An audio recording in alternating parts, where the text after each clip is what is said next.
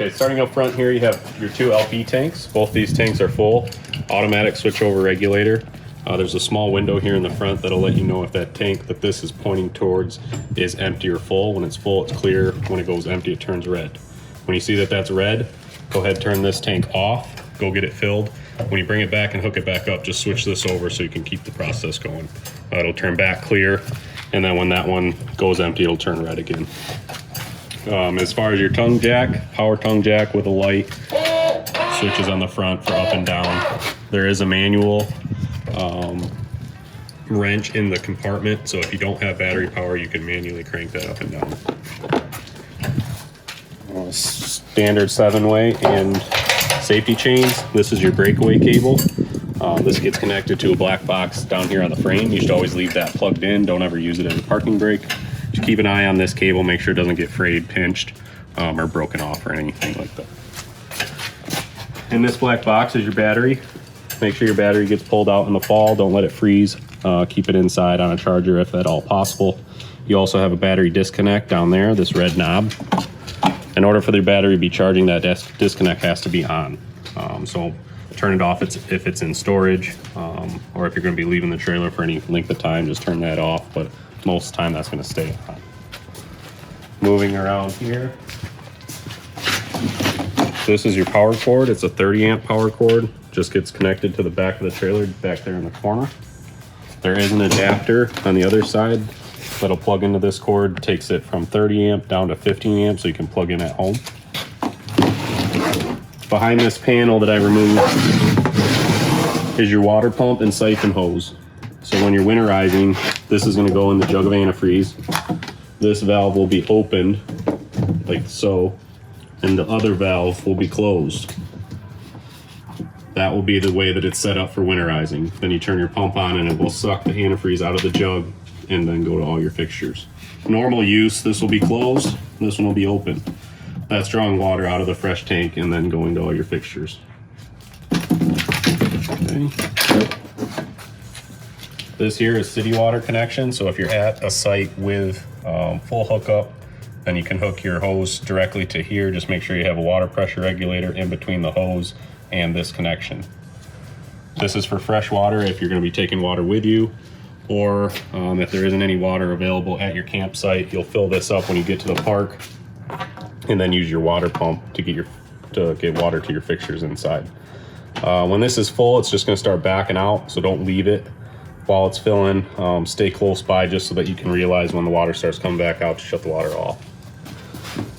Down below, you have stabilizer jacks, one on each corner. Those are only for stabilizing, they're not for leveling. So if you need to level side to side or front to back, side to side, go underneath the tires with the Lego blocks or pieces of wood, and then do front to back with your tongue jack. To empty your freshwater tank, there is a small valve down there connected to that blue piece of PEX to drain your freshwater tank. I would recommend draining that anytime you're done camping. Just don't leave water sitting in the tank. This is a great gray tank drain for your kitchen.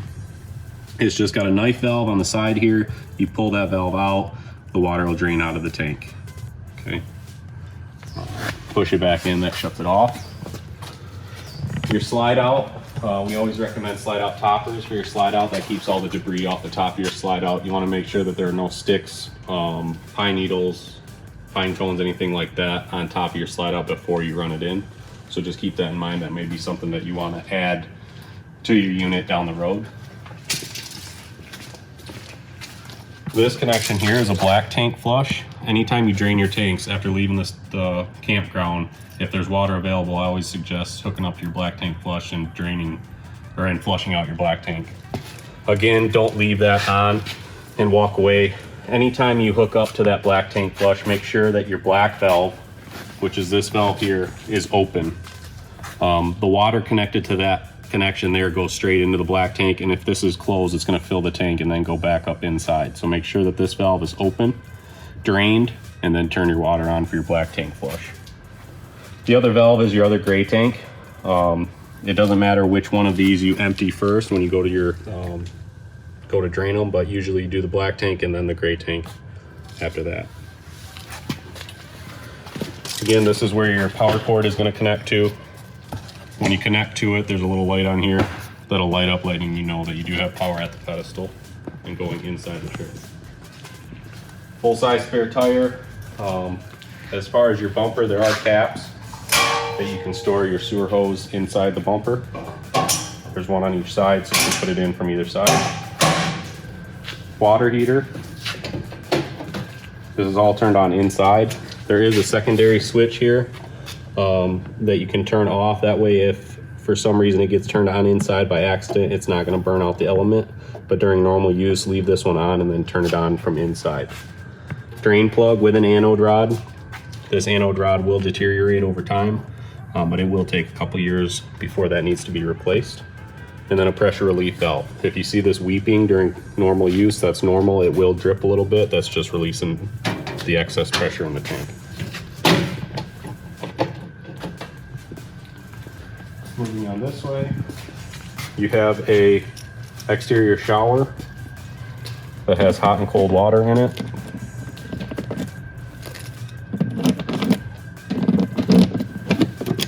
Here, with a shut off at the shower head. Just make sure when you're winterizing not to forget about this. This will be the first thing to freeze.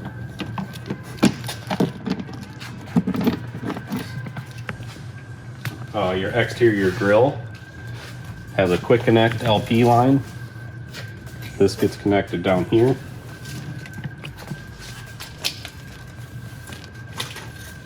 There's a valve on this connection that has to be closed to hook it up, and then you open the valve and it locks it in place so it can't come out. Same thing with this end. This is closed. You hook this up right here and then open the valve, and then you'll have gas to your grill.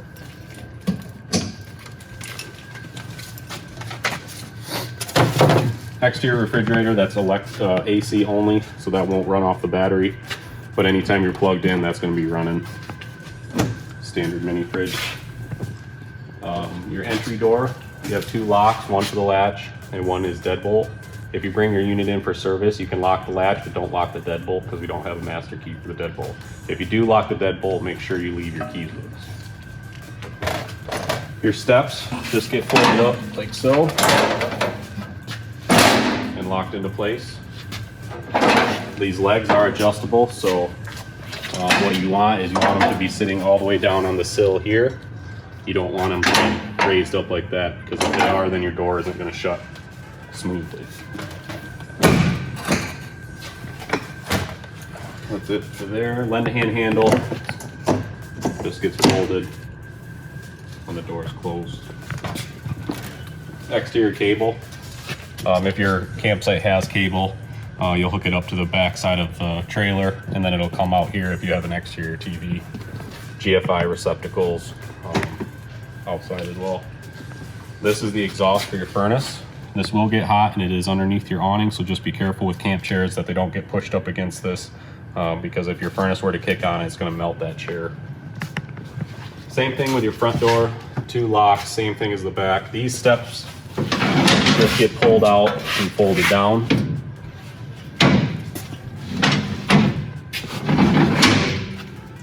Another stabilizer jack in the front. These are both pieces of your hitch. This is for the tongue jack. This is for your stabilizer jacks. You have a 10-foot sewer hose. This is the adapter that I was talking about right off when we started that goes from 30 amp down to 15. This is also for your hitch. That's for the sway control. And then you have a coupler pin here too. Lastly, these compartments have one lock and then just a normal latch and then a magnet to keep the door open. And this here is for solar panel. If you wanted to use a solar panel, you can plug it in there. A Veurink solar panel just plugs in, plug and play, for dry camping when you don't have any power. As far as exterior maintenance, you want to make sure that you check all your sealants at least every 3 to 6 months. Also get on the roof, check around all the vents, make sure there aren't any gaps or bubbles anywhere. Other than that, I think that's everything for out here. Starting inside, we'll go over these 3 switches. This first one is for your awning light that runs the full length of the awning on the outside. Second one is the LED strip behind the fascia on your slide out. Third one is the ceiling lights. Any light that doesn't come out with a switch will have a switch in the middle of the light that you can turn on or off, like these here in the slide out. Below those 3 switches, you have 2 rocker switches, one for the awning, extend and retract. You do have to hold these down. When the awning is all the way out, you'll see the valance at the very end hanging vertical. That's when you'll stop. When you're coming in, just stop when it gets tied up against the exterior of the trailer. The other switch is for your slide out. Again, you have to hold them down. When it's all the way out, you'll hear that ratcheting sound. That means to let your finger off the button, and it's all the way out. It'll make that same sound coming back in as well. Moving up here, this is for your TV antenna. It's a powered antenna, so this switch has to be on in order for you to get TV channels hooked on your TV over the air, not cable. So just make sure that's on if you're going to be hooking up to a TV here. 12-volt refrigerator that's on all the time, as long as you have battery power. Standard microwave, hood light, hood fan, 3-burner stovetop. Does have an igniter, so if you turn this, hit the igniter, the burner will light and run just like normal. Same with the other 2 in the back. As far as the oven goes, you turn this to pilot, hold it in, hit your igniter, and the pilot will start to burn. Let that burn for about 10 seconds, and then turn it to your temperature, and then it'll light the burner inside. Fuse panel is down here. You have 110 breakers on this side, 12-volt fuses on this side. Each one of these 12-volt fuses has an indicator light that will light up if there's a problem with the circuit, a fuse blown out or a short or something, and you'll be able to see that light through this window. So if something isn't working, take a look down there. Maybe it's just a bad fuse. In there. Your table does go down into a bed. You just have to pop the table off the legs, store the legs somewhere, and it'll sit down in between all the cushions. And then the back cushions will fill in the space. Couch folds down into a bed, lift up on the front, and down it goes. You can leave that down and keep the slide out, or pull the slide out in. It's not going to hit anything. This is carbon monoxide and LP detector. Green light is good. Any issues, it's going to beep and turn red. This is your thermostat. All the way to the left is cool, or your air conditioning. Next one is fan. That's just to circulate air. You have off, and all the way to the right will be heat. That'll kick your furnace on. This is for fan speed. Most of the time, just leave it on auto and let it decide if it needs to be on low or high. Inside your bathroom, this is a Gfi receptacle. This has your reset button on it. So if there's any issue with one of your Gfi outlets, it'll trip. You just push the top button there and it'll reset. So as long as that green light's on, it should be good. This is your monitor panel. First is for your battery. Since we're plugged in right now, it's showing that it's charging. If we weren't plugged in, it would either say good, fair, or low, whatever that battery level was. The other buttons are for your holding tanks. You have fresh, black, gray 1, gray 2. Black and gray tanks will go up as you use them. The fresh tank, you'll fill it up, it'll read full, and as you use the water, it'll go back down. First switch down here is for your water pump. If you have water in your freshwater tank, you turn this on, it's going to pressurize all the water lines and then shut the pump off. You leave this switch on, and then the pump will come on anytime you open a faucet. The other 2 switches are for your water heater. One is gas, one is electric. You can use them both at the same time. It will heat up water faster that way, or if you don't want to use your propane, just turn on electric, give it about a half hour, 45 minutes, and it'll be up to temperature. Toilet has a foot pedal. If you push it down, open up the valve and add water. about it in your bathroom. I think that's about it.